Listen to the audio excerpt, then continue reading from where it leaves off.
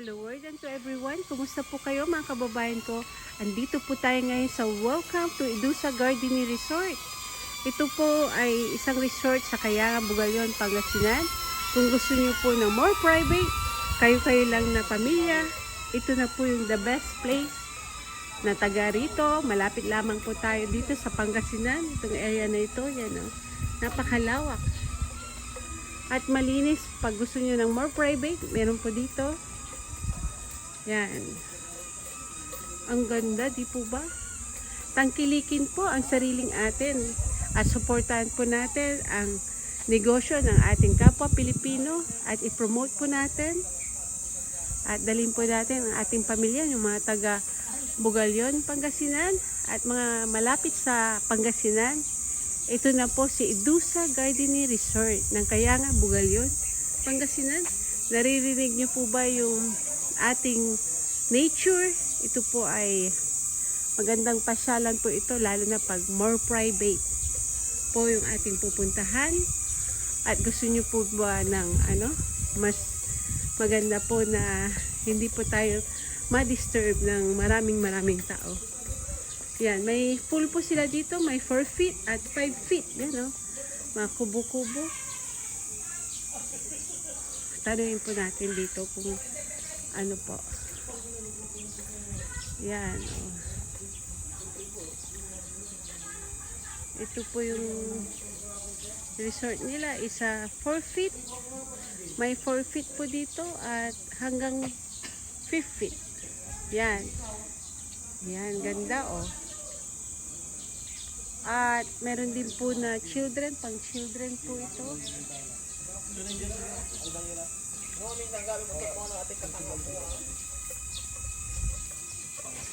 Morning po. Morning. Yan o. Yung mga ating mga kababayan. Ito po yung pag sa private, yan po yung mga pag may birthdays na occasion, dito po tayo. Yan. Yan. Ang ganda. Actually, kasalukuyan po na may ini-improve po ito na para mas maganda po yung facilities. Yan. Marami po ang mga dito yan. Kung gusto nyo po na more private, dito na po tayo sa Edusa Gardening Resort. Inayos na rin po yung pavilion nila, oh.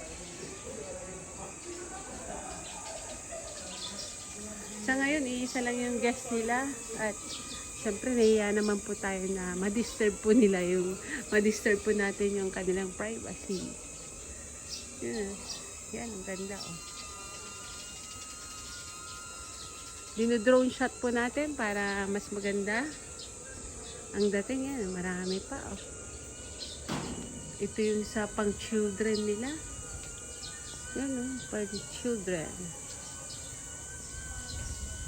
Mas safe.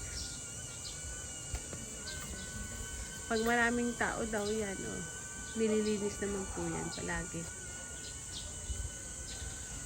At meron din po silang yung pang diving. Actually maganda po dito mga kababayan ko dahil gusto mo po ng private nga. Hello brother, pwede pong magdala ng dito picnic na pagkain? Okay. Ay sila yung maintenance Opo. sila yung nagme-maintenance. Taga saan kayo? Taga saan? Dito lang po. Dito lang syempre. Yan may children, pang children. Yan, tapos may CR na rin. Yan ang CR nila. Ito. Malinis. Pero yung pang pictorial. Shower room. Tapos magda-dive ka. Ayun, mayroon po silang mini. May farm din po dito. Yan, farm din po nila yan. Napakaganda yan. May mangga na rin. At kung gusto mo ng yan, pwede ka na rin malinis at more private. Ang ganda. Ito nga po yung gusto ko rin kahit papaano mag magpagawa ka ng private resort mo. Yan o.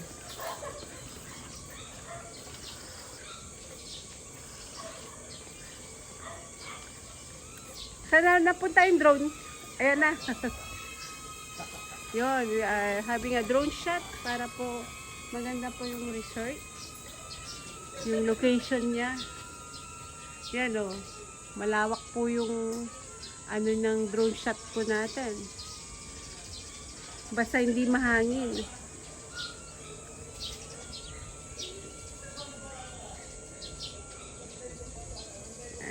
Minsan nagluloko po yung ating signal. Ito, pag magpipictorial ka, maganda po dito. Ayan. Mga kababayan ko, shout out to everyone, yung mga OFW po natin. Maraming salamat po sa Diyos at sa inyo pong lahat. Bisitahin din po natin ang ating sister channel na Filipino TV at ito pong Filipino Life Stories. Maraming salamat po. Hanapin po natin yung may-ari. At may interview din po natin ng kahit kaunti na interview. Pwede po bang dumaan dito? Saan ba?